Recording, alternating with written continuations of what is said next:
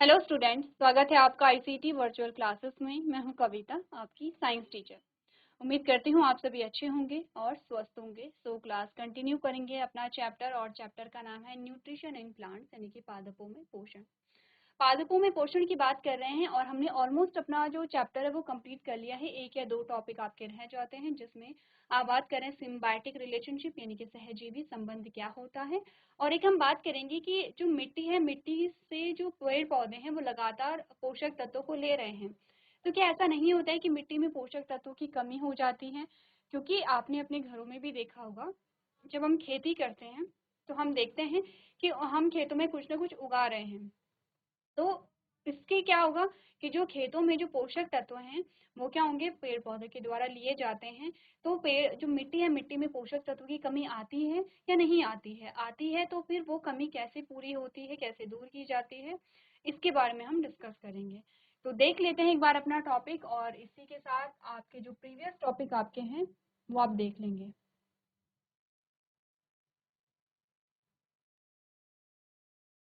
चलिए, तो एक बार आप लोग देख लेंगे आपके पास कौन कौन से टॉपिक यहाँ पर आए हैं। साथ साथ में आप रिवाइज भी करते रहेंगे और ये भी जानेंगे कि इन टॉपिक में आप कितना समझते हैं। उसके बाद हम कुछ क्वेश्चंस को यहाँ पर डिस्कस करेंगे। आपको कुछ क्वेश्चन दिए जाएंगे, उनमें से आपको उसके आंसर यहाँ पर करने हैं जब आपका चैप्टर कंप्लीट हो जाएगा। ठीक है, कुछ क्वेश्चन आपको दिए भी गए हैं। आपने यहाँ पर बात की है जो हेटेरोट्रॉपिक प्लांट होते हैं, जैसे पैरासिटिक प्लांट के बारे में हमने डिस्कस किया है। हमने इंसेक्टिवोर्स प्लांट के बारे में डिस्कस किया है। सैप्रोट्रॉप्स के बारे में हमने यहाँ पर डिस्कस कर लिया है। ठीक है, अब हम बात कर रहे थे यहाँ पर सिम्बायोटिक रिलेशनशिप के बारे में, सिम्बायोटिक प्लांट के बारे में। सहजीवी संबंध जो होता है, सहजीवी का मतलब होता है साथ साथ जो जीवन व्यतीत करते हैं। तो आपने कहा एग्जाम्पल हमने लिए थे, एक बार एग्जाम्पल को देख लेंगे। हमने कहा एक ऑर्गेनिज्म है जो ए है और एक है जो बी है। ठीक है, ए का ए में जो एग्जाम्पल हमने लिया है वो एल्गी लिया है, शैवाल को हमने लिया है। बी में जो एग्जाम्पल हमने लिया है वो फंजाई या कवक को हमने लिया है। शैवाल क्या होते हैं? आपने देखा होगा कि बरसात के टाइम पे जो काई जम जाती है, फिसलन जो हो जाती है, फिसलन किसकी वजह से होती है? शैवाल की वजह से होती है, क्योंकि शैवाल पानी वाली जगह में उगते हैं। और अलग अलग कलर की काई आपने देखी होगी, जैसे हरे रंग की काई होती है जिसमें बहुत फिसलन हो जाती है। ठीक है, आप हो सकते हैं कई बार गिरे भी होंगे। और भूरे रंग की जो काई होती है वो आपने देखी होगी। रेड कलर की होती है लेकिन वो आपने देखी नहीं होगी। तो भूरे रंग की या हरे रंग की आपने काई देखी है, उसी को क्या कह रहे हैं? शैवाल कह रहे हैं, क्योंकि शैवाल कैसे हैं? हरे रंग के हैं। तो इसका मतलब इनमें क्या पाया जा रहा है? क्लोरोफिल पाया जा रहा है। ठीक है, इनमें क्लोरोफिल पाया जाता है तो ये क्या करेंगे? इनमें फोटोसिंथेसिस की प्रोसेस होगी, प्रकाश संश्लेषण की प्रक्रिया होगी, और ये क्या करेंगे? फूड फॉर्मेशन करेंगे, यानी कि भोजन का निर्माण करेंगे। अब हमने कहा जो बी है उसमें एग्जाम्पल हमने लिया है फंजाई को, जिसका नाम है कवक। कवक जो आपने कहा, जो इमेज आपने इससे पहले देखी है, ये जो इमेज है, इस प्रकार की इमेज आपने बरसात के टाइम पे बहुत देखी होगी, रेनी सीजन में होते हैं। इसी के साथ साथ मशरूम भी होते हैं, मशरूम की अलग अलग वैरायटी को हम खाते भी हैं। ठीक है, और आपने कहा इसके अलावा फफूंद भी होती है, जैसे कि जो आपके घरों में खाने पे लगती है। जैसे कुछ खाना हम रख देते हैं, ऐसे भूल जाते हैं, और नमी वाले स्थान पे जब हम रखते हैं तो उस पर फफूंद जम जाते हैं। व्हाइट व्हाइट रुई जैसी आकार की संरचनाएं आपने देखी होंगी, तो वो हम क्या कहते हैं कि इस पे फफूंद लग गई है। ठीक है, तो वो सभी क्या होते हैं? कवक होते हैं। अब कवक के आपने जितने भी रूप देखे वो ग्रीन कलर के नहीं देखे, व्हाइट कलर के हैं, ब्राउन कलर के हैं। ठीक है, मिट्टी के रंग के हैं, भूरे रंग के हैं। यहाँ पे इनमें क्लोरोफिल नहीं होता है और ये अपने पोषण के लिए किसी दूसरे पे निर्भर रहते हैं। तो ये क्या करेंगे? सड़े गले पदार्थ पर आपने कहा कि जीवन यापन करेंगे, सड़े गले पदार्थ पे ही ये उगते हैं। यहाँ पर होता क्या है? शैवाल क्या करते हैं? फंजाई को खाना देते हैं, क्योंकि ये तो अपना खाना बना सकते हैं। ये क्या है? स्वपोषी है, और ये क्या है? परपोषी है। यानी कि एल्गी या शैवाल क्या है? स्वपोषी है, और जो कवक है वो क्या है? परपोषी है। इसीलिए एल्गी क्या करता है? इसको क्या देगा? यहाँ पे खाना देगा। तो फिर फंगस क्या देती है? हमने कहा फंगस यहाँ पर जो पोषक तत्व हैं, फंगस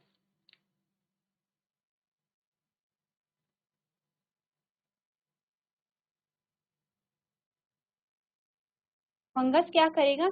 एक तो आपने कहा यहाँ पर क्या देगा? पानी देगा, वाटर। ठीक है, वाटर देता है। ठीक है, इसके अलावा कुछ मिनरल्स होते हैं, मिनरल्स होते हैं यहाँ पे।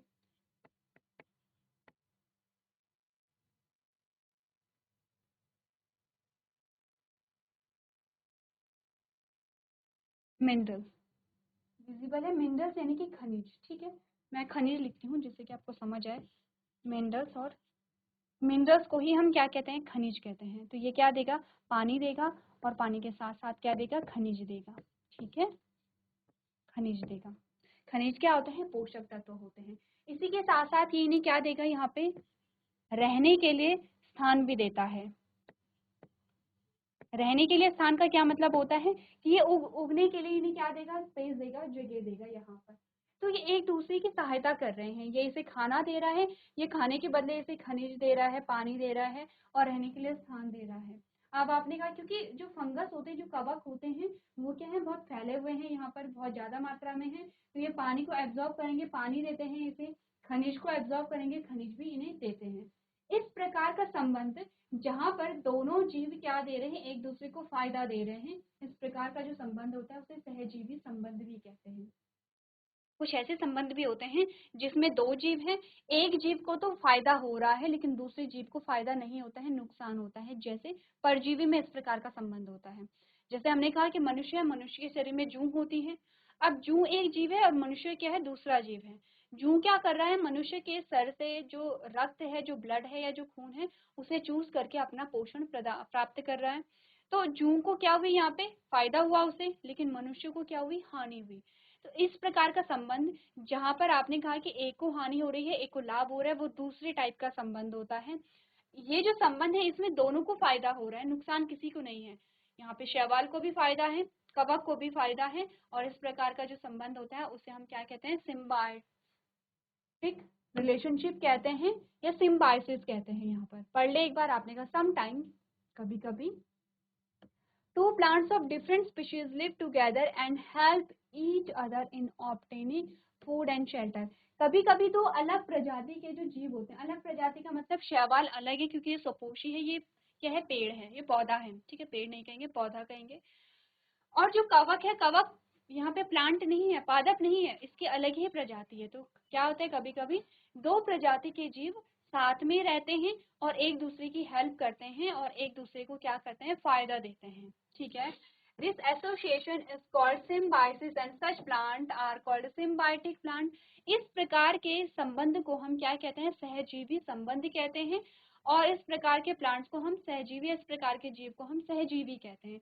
तो ये संबंध सहजीवी संबंध कहलाता है, और ये जो आपके पास शैवाल और कवक आए हैं, ये क्या होंगे, सहजीवी होंगे, ठीक है। The relationship in which two different organisms live together and share shelter and nutrients is called symbiotic relationship. Example lichen and rhizobium है। अब क्या होता है, जब एल्गी और कवक एक साथ रह करके जो एक संबंध स्थापित करते हैं, तब यहाँ पे एक नई जो चीज है, नए जो क्रिएचर है, वहां पर उसका निर्माण होता है। तो जब एल्गी और कवक दोनों साथ साथ रहते हैं, तब होता है यहाँ पे लाइकेन का निर्माण, जैसे कि आपको इमेज में दिखाए गए। ये पेड़ है और पेड़ पे ये इस प्रकार के जमे हुए कुछ स्ट्रक्चर आपको दिखाई देते हैं जो पीले रंग के हैं, कुछ आपको व्हाइट या ग्रे कलर के भी दिखाई दे रहे हैं। ऐसे जो स्ट्रक्चर हैं ये आपको मिल जाएंगे चट्टानों पर भी, चट्टानों पर भी आपको ये मिलते हैं। देखा है कभी चट्टानों पर कुछ ग्रे कलर के, और ग्रे और ग्रीन का जो मिक्सचर होता है, तो कुछ वैसा कलर होता है इनका, ये चट्टानों पे भी मिलते हैं। अगर आप इसे खुरचेंगे तो ये खुरच के निकल जाएंगे। पेड़ों पर आपने देखा होगा ये पीले जो आपने कहा जो अलग से आपको स्ट्रक्चर दिखाई देते हैं, आप इन्हें हाथ से निकालेंगे तो ये निकल जाते हैं। इनका नाम है लाइकेन। लाइकेन तब बनते हैं और लाइकेन वहां पर बनते हैं जब एल्गी या जब शैवाल और कवक दोनों एक साथ रहते हैं। तो यहाँ पर आप समझ जाएंगे कि यहाँ पे कवक भी होंगे और यहाँ पे शैवाल भी होंगे, वो साथ में रह रहे हैं, और तब जाके यहाँ पे क्या हुआ, लाइकेन का निर्माण हुआ। तो क्या होते हैं लाइकेन, आपने कहा lichen is an association in which algae and fungus live together. जब यहाँ पर एल्गी एंड फंगस दोनों एक साथ रहते हैं, तब लाइकेन का निर्माण होता है। The fungus provide shelter, fungus क्या देगा, शेल्टर यानी कि रहने के लिए स्थान, वाटर यानी कि पानी देगा, मिनरल्स यानी कि खनिज देगा, किसे, टू द एल्गी, किसे देगा, यहाँ पर एल्गी को देगा। एंड इन रिटर्न, और बदले में एल्गी क्या दे रहा है इसे, the algae provide food which it prepared by photosynthesis, बदले में एल्गी ने इसे क्या दिया है, फूड दिया है जिसका निर्माण फोटोसिंथेसिस के द्वारा होता है। ध्यान से देखिए, सिंपल सा क्वेश्चन आएगा, या तो आपके पास आएगा कि सिम्बायोसिस किसे कहते हैं, या सहजीवी पौधे क्या होते हैं, या सहजीवी जीव क्या होते हैं, या सहजीवी संबंध क्या होता है। एक तो डायरेक्ट क्वेश्चन ये आ सकते हैं, एक ये हो सकता है कि लाइकेन क्या होते हैं, लाइकेन का निर्माण कैसे होता है। ठीक है, तो चलिए, हमने जो चीजें यहाँ पे डिस्कस की हैं, आपको जो भी समझ में आया है आप उसे अपनी कॉपी में नोट कर लेंगे जल्दी से, और आप देखेंगे सहजीवी संबंध क्या होता है और लाइकेन का निर्माण कैसे होता है।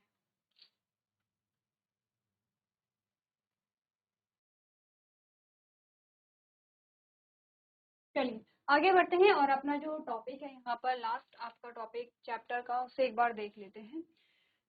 नेक्स्ट क्वेश्चन ये है कि आपने देखा, जैसे कि हमने जब चैप्टर स्टार्ट किया था तो डिस्कस किया था कि जैसे हम क्या करते हैं, खेती कर रहे हैं, एक खेत में हम बार बार क्या कर रहे हैं, पौधों को उगा रहे हैं।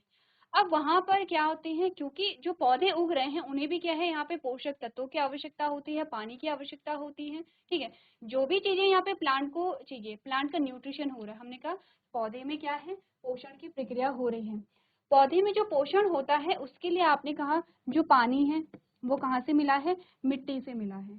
तो ठीक है, फोटोसिंथेसिस के लिए आपने कहा पानी इंपॉर्टेंट है, क्लोरोफिल इंपॉर्टेंट है जो कि प्लांट में ऑलरेडी है, सनलाइट है जो सूर्य से मिलेगी, और कार्बन डाइऑक्साइड है जो वायुमंडल में है, और पानी है जो कि कहाँ से मिलेगा, मिट्टी से मिलेगा। इसी के साथ साथ हमने कहा कि पौधे को कुछ पोषक तत्वों की आवश्यकता भी होती है, कुछ मिनरल्स की भी आवश्यकता होती है, जो उसे कहाँ से मिलेगा, मिट्टी में घुले जो खनिज होते हैं, जो पानी होता है वहां से मिलता है। तो जब पेड़ की जड़ें, ये जैसे पेड़ है, जब पेड़ की जड़ें क्या करते हैं, पानी को एब्जॉर्ब करते हैं, यहाँ से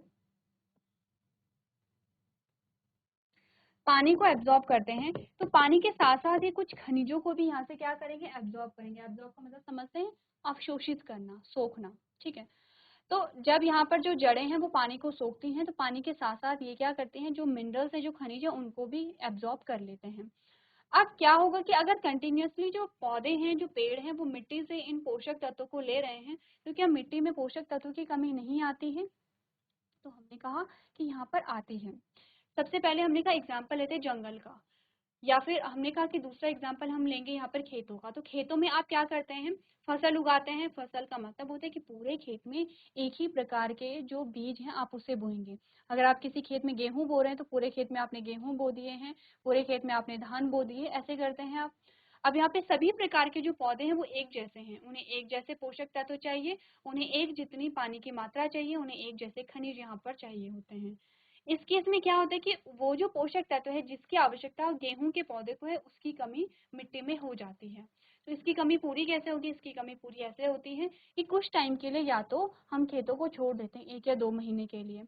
फिर दूसरा क्या होता है, अब हम उसमें गेहूं ही नहीं बोएंगे बल्कि हम उसमें दूसरी फसल बोएंगे, क्योंकि अलग अलग पौधों की जो आवश्यकताएं होती हैं वो अलग अलग होती हैं। जैसे आपने देखा होगा, आपके घरों में आपके भाई बहन होते हैं, अब सबको अलग अलग सब्जियां पसंद है। हो सकता है कि किसी को यहाँ पर आपने कहा आलू पसंद है, किसी को यहाँ पे मटर पसंद है, ठीक है, किसी को यहाँ पे हरी सब्जियां पसंद है।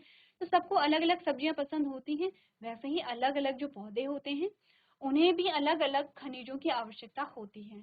अब हम यहाँ पे गेहूं नहीं बोएंगे बल्कि क्यों कोई दूसरी फसल बोएंगे, क्योंकि दूसरी जो फसल है, फॉर एग्जाम्पल धान हमने बो दिए, धान के जो पौधे हैं उन्हें जो पोषक तत्व चाहिए वो गेहूं के पौधे से अलग होंगे। अब जब तक धान की फसल उगती है, धान की फसल की कटाई होती है, तब तक जो जिन पोषक तत्वों की कमी हो गई थी मिट्टी में, उन पोषक तत्वों की पूर्ति हो जाती है, क्योंकि उसे टाइम मिल जाता है मिट्टी को वहां पर कि पोषक तत्व पूरे हो जाएं। तो पोषक तत्व पूरे कैसे होते हैं, हम एग्जाम्पल लेते हैं यहाँ पर नाइट्रोजन का। अच्छा, ये तो हमने बात की है किसकी, खेतों के बारे में। अब आप सोचेंगे ठीक है, ये तो खेतों की बात हुई कि हम क्या कर रहे हैं, फसल को बदल करके बो रहे हैं, कुछ टाइम के लिए हमने खेतों को खाली भी छोड़ दिया है। तो जंगलों में क्या होता है, जंगल में आपने देखे होंगे सिर्फ एक जैसे पेड़ नहीं होते हैं, वैरायटी होती है। कुछ बहुत बड़े पेड़ होते हैं, कुछ छोटे पेड़ होते हैं, कुछ छोटी छोटी झाड़ियां होती हैं, कुछ उससे भी छोटे पौधे होते हैं वहां पर। तो पौधे में वैरायटी मिलती है और एक दूसरे को वो क्या करती रहती है, बैलेंस करती रहती है। ठीक है, तो अब हमने कहा कि क्या होता है, नाइट्रोजन का एग्जाम्पल लेते हैं। हमने कहा कि पौधे जो हैं वो नाइट्रोजन को कहाँ से लेंगे, मिट्टी से लेते हैं, क्योंकि मिट्टी में ही नाइट्रोजन फिक्स होती है।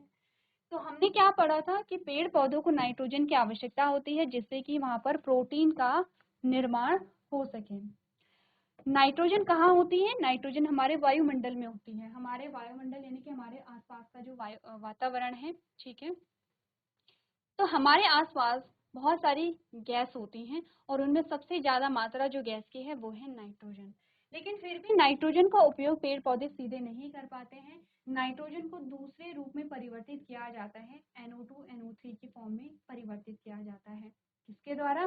कुछ यहाँ पे जीवाणु होते हैं, ठीक है, कुछ यहाँ पे क्या होते हैं, कवक होते हैं। ये पेड़ की जड़ों पर रहते हैं और पेड़ की जड़ों पर रह करके ये क्या करेंगे, नाइट्रोजन को स्थिर करते हैं, नाइट्रोजन को परिवर्तित करते हैं दूसरे रूप में, इस रूप में कि जिसमें पेड़ पौधे जो हैं वो उसे फिर से क्या करते हैं, कंज्यूम कर सकें या उसे एब्जॉर्ब कर सकें। यानी कि यहाँ पर जो जीवाणु होंगे, जो कवक होंगे, वो पेड़ की जड़ में रहते हैं। पेड़ की जड़ें कहाँ होंगी? मिट्टी में होंगी। वो आपके आसपास की जो नाइट्रोजन है N2 है उसे NO2 और NO3 में परिवर्तित कर देते हैं। अब पेड़ पौधे NO2 और NO3 को आसानी से क्या कर सकते हैं, एब्जॉर्ब कर सकते हैं, यानी कि अवशोषित कर सकते हैं, ठीक है। यहाँ पर क्या होता है, आपने कहा कि ये जो प्रक्रिया है ये कंटिन्यूसली चलती रहती है, जिससे कि जो मिट्टी है, मिट्टी में जो नाइट्रोजन की जो मात्रा है वो उपलब्धता बनी रहती है, कमी नहीं होती है। तो इसी में आपसे पूछा गया है, आपसे बोला गया है, replacement of nutrients in soil, crops require a lot of nitrogen to make protein. आपने कहा जो फसल होते हैं मिट्टी की, फसलों में पोषक तत्वों की पुनः पूर्ति के लिए, प्रोटीन बनाने के लिए बहुत अधिक नाइट्रोजन की आवश्यकता होती है। ये आपकी हेडिंग है, ये आपकी हेडिंग है, ठीक है। आपने कहा प्रोटीन बनाने के लिए बहुत सारे नाइट्रोजन की आवश्यकता होती है और जो नाइट्रोजन है उसकी आवश्यकता हर प्लांट को है, ठीक है। तो क्या होगा, after the harvest the soil become deficient in nitrogen. तो फसल की जब कटाई होती है उसके बाद मिट्टी में नाइट्रोजन की क्या हो जाती है, यहाँ पे कमी हो जाती है। Plants can't use the nitrogen gas available in the atmosphere directly. आपने कहा कि हमारे वायुमंडल में जो नाइट्रोजन उपलब्ध होती है, पेड़ पौधे उसका सीधा उपयोग नहीं कर सकते हैं। The action of certain bacteria can convert this nitrogen into a form readily used by plants. तो क्या होता है, कुछ जीवाणु, अच्छा जीवाणु क्या होते हैं आपको पता है? सूक्ष्म जीवों के बारे में आपने सुना है, माइक्रो ऑर्गेनिज्म, माइक्रोब्स, ठीक है। जैसे कि जर्म्स, आपने बहुत बार ऐड देखे होंगे, अपने घरों में आपसे बोला गया होगा कि हाथ धो लो, हाथ में क्या लगे हैं, जर्म्स लगे हुए हैं। जर्म्स यानी कि माइक्रो ऑर्गेनिज्म, सूक्ष्म जीव जो होते हैं, जो बहुत छोटे होते हैं और हम उन्हें देख नहीं पाते हैं, उनको देखने के लिए हमें माइक्रोस्कोप चाहिए होगा, ठीक है। तो जैसे लेंस के द्वारा भी देखते हैं, लेंस क्या करता है, किसी भी चीज को बहुत बड़ा करके दिखाता है, तो लेंस का यूज करते हैं, माइक्रोस्कोप का यूज करते हैं, माइक्रोस्कोप में लेंस लगे होते हैं। तो ये जो जीवाणु होते हैं इनमें से कुछ अच्छे होते हैं, कुछ बुरे भी होते हैं, कुछ हमें बीमार भी करते हैं लेकिन कुछ हमारी हेल्प भी करते हैं। तो आपको यही बोला गया है कि कुछ जो जीवाणु होते हैं, कुछ जीवाणुओं की क्रिया इन नाइट्रोजन को पौधे द्वारा आसानी से उपयोग किए जाने वाले रूप में परिवर्तित कर सकते हैं। यानी कि ये क्या करेंगे, नाइट्रोजन को किसी दूसरे रूप में परिवर्तित करेंगे, इस रूप में परिवर्तित करेंगे जिससे कि पेड़ पौधे उस नाइट्रोजन को अवशोषित कर सकें। अब कुछ बैक्टीरिया के नाम है, जैसे rhizobium bacteria live in the root nodules of leguminous plant. आपने कहा राइजोबियम, एक बैक्टीरिया का नाम है राइजोबियम, ये फलीदार पौधे की जड़ों की गांठों में रहते हैं। तो कुछ फलीदार जो पौधे होते हैं उनकी जड़ों में ये रहते हैं। क्या काम है इनका, these bacteria take nitrogen gas from the atmosphere and convert it into water soluble nitrogen compound, making it available to the leguminous plant for their growth. ये जीवाणु वातावरण में नाइट्रोजन गैस लेते हैं और इसे पानी में घुलनशील नाइट्रोजन यौगिकों में परिवर्तित करते हैं, जिससे फलीदार पौधों को उनकी वृद्धि के लिए उपलब्ध कराया जाता है। तो इतना कॉम्प्लिकेट जो सेंटेंस है वो याद करने की जरूरत नहीं है, सिंपल ये है कि एक जीवाणु है उसका नाम है राइजोबियम।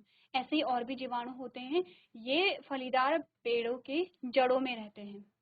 उनके जड़ों में रह करके ये क्या करते हैं, जो आपकी वातावरण में जो नाइट्रोजन है उसको परिवर्तित करेंगे और उसके बाद क्या करेंगे, जब वो परिवर्तित हो जाती है नाइट्रोजन गैस, तब उस परिवर्तित रूप को पेड़ पौधे एब्जॉर्ब कर लेंगे और इस प्रकार से जो नाइट्रोजन की जो कमी है वो यहाँ पर पूरी हो जाती है।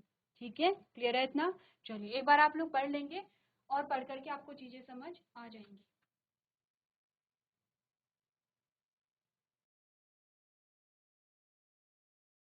चलिए, तो आपने ये टॉपिक पढ़ लिया है और इसी के साथ आपका जो चैप्टर है वो यहाँ पे कंप्लीट होता है।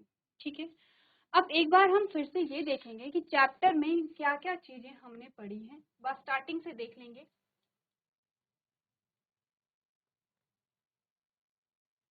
आपको पढ़ना क्या क्या है ये देखिए।